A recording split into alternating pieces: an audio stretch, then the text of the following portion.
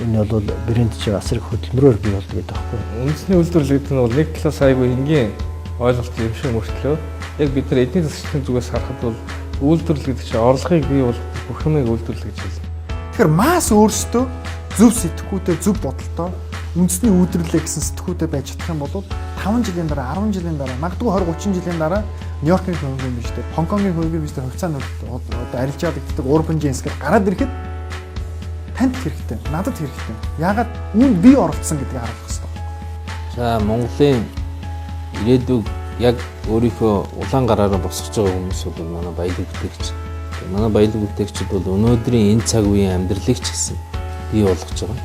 Ингэжээж энэ хүмүүсийн одоо хийж байгаа ажил бол тэр хийж байгаа ажил нь хөгжихөө гэрээр бол монголчууд бид илүү их сайхан ирээдүйг бий болгож чадна гэж харж байна. Баялаг бүтээгчдийн өгсөн татвараар өнөөдөр улс орон явж идэг.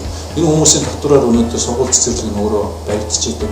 Ийм дүр зурагтай. Тэгэхээр зэрэг баялаг бүтээгчдүүгээр бид нар өнөөдөр бол үнэхээр Монгол орны нийгмийн амьдралыг өсгөшгүй. Тэгэхээр манай урбаны хүмүүс ч гэсэн одоо бас энэ хувцсны тал бол анхдагч тий гэж одоо маш том хүч төрөй орж ирж байгаа юм бол маш цаашаастай байна. Миний ойлгож мэдснээр бол одоо яг энэ джинсэн бүтээгдэхүүн энэ одоо юу гэдгийг энэ оригинал хийц хэлбэрийг одоо дэлхийн баг 30 гаруй орнд л эзэмшиж хийж бүтээж байгаа юм байна. Тэгээд энэний нэг болж чадна гэдэг маань бол одоо Монгол залуусын бас оюун ухаан, техник технологийн чадвар хэм хэмжээг харуулсан юм сайхан мэдээлэл гэж бодож байна.